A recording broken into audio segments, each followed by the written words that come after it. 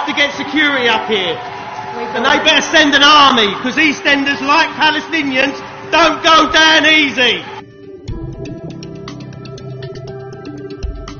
Right now, 2 babies are being born in Jerusalem. One to Palestinian parents, the other to Israeli parents. Those babies don't know that they are Palestinian and Israeli. They had no part creating the problems of the world they have been born into, and they have no knowledge of the tragedies that have gone before. They will both bring love into their parents' hearts.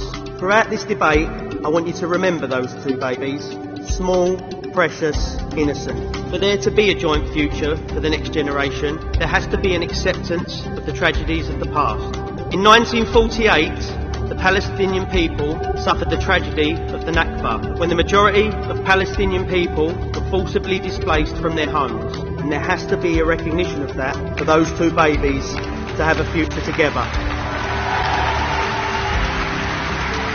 That tragedy that the Palestinians suffered cannot be written out of history, it cannot be downplayed, and it must not be ignored. We cannot be silent on this.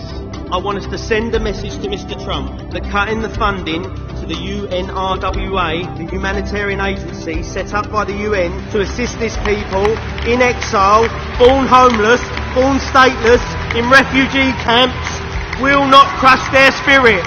It will not lessen their resolve to return home. And I want us to say with one voice that we will not let the tragedies of the Palestinian people go quietly into the night. We will rage against the dying of the light. Not because it's an easy thing to do, but because it's the right thing to do. Delegate, your time's up, I'm sorry. My time's not up. I'm speaking for the Palestinian people. I've got a couple more lines and I'm going to say them. And if you want me off this stage, you're going to have to get security up here. And they better send an army, because EastEnders, like Palestinians, don't go down easy. And I'll leave you on this.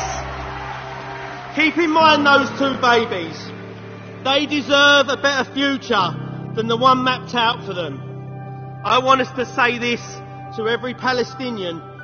We have heard you calling from the darkness, and we cannot and we will not ignore you.